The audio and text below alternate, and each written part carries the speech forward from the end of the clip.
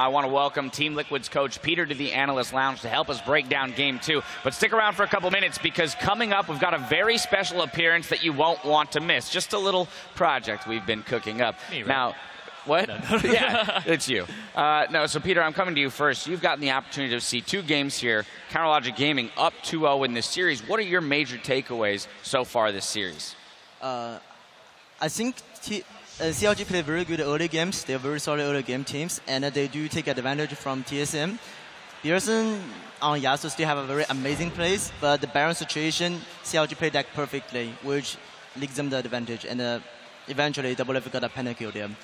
I want to talk a little bit more about the strategy into the ban pick in these 2 games.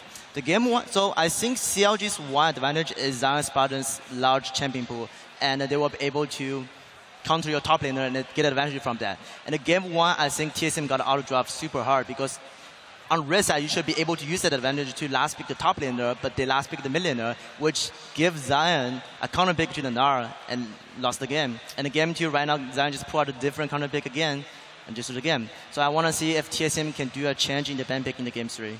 Yeah, and because they have Darshan with this gigantic champion pool in the top lane for Zion, that allows them to run triple threat compositions consistently, and that's a huge thing because it takes the stress off of double lift. That pentakill he got was largely in part to the fact that if you don't focus Pobelter and you don't focus Darshan and you're going after double lift, well, the other guys are going to kill you, so you can't just focus double lift. When they were in their slump and losing games, it was because double lift was the sole carry. Now that you have these guys that you can just plug and play. If Olaf's banned, he picks Gnar. If those are banned, he's got Yasuo, right? Because of that champion pool. Triple threat compositions is the name of the game. They will not deviate from that. Now, another product of that pentakill, though, was the number of crits that Doublelift was able to put out. Oh, yeah. And that is a product of that Zeke's Harbinger that we saw come out very early from Aframo. He didn't even upgrade his coin. He went straight for the Harbinger just to make sure that he can get that around 100% crit there for Doublelift. Didn't even need the RNG because at that point it's all timing, and the team fight happened right at. He actually got 2 off, one at the very start and then one right after the exhaust. Just really, obviously not well placed, but they played around it really well. Now, Peter, I want to go back to the top lane because as was mentioned by the casters, some huge outplays by Zion Spartan to get that game rolling. He played phenomenally in Game 1 and in Game 2. How can TSM specifically shut him down? I think against CLG, Red side should have the advantage there because they have the last pick. And I think this last pick you should give to Dyrus to try to not let Dyrus get a counter pick there. And of course, Peralta's Victor has a lot of amazing play in these 2 games, but I still think Beers can hold on him on the laning phase, and it should be fine. So I think next game TSM should put the Dyrus to get a counter pick and try to shut down the Zion Spartan. You know, on top of that, too, you know, we have to give credit to Pobelter, as was mentioned.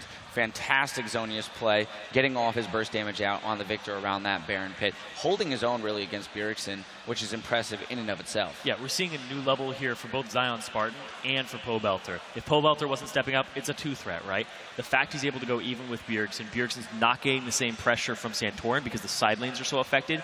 Pobelter gets to show up to these fights unscathed in terms of his build, and he shows up and he deals a ton of damage. His positioning, he's baiting perfectly in these fights. I love his positioning so far in this series. Now, finally, Peter, as a coach, you're coaching TSM here, let's pretend, right? You're down 2-0 in the series. You have to win 3 in a row, the famous reverse sweep. What are you telling those guys backstage right now to get them in the space they need to be in to win 3 games in a row? I think in a 2-0 situation, the first thing you should do is happy to bump the team. So team probably in a very low morale right now.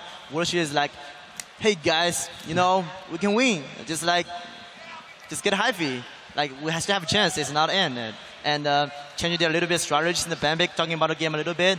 They're just going to the game 3 and trying to win their best. Now, one final question actually is, how has it been for you? You know, we don't get to talk to the staff, the support staff very often, and your experience here at this venue, getting to coach a team through, you know, a historic run or a historic playing at a venue like this.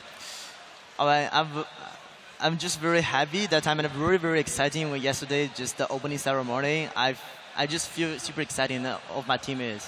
All right, well, you guys played fantastically yesterday. Again, I'd like to thank you for joining us here in the Analyst Lounge. We've got Game 3 of our summer finals coming up after this quick break. On the way out, though, a lot of people are tuning in from all over the globe to catch the action here in the Garden, and one figure towers above them all.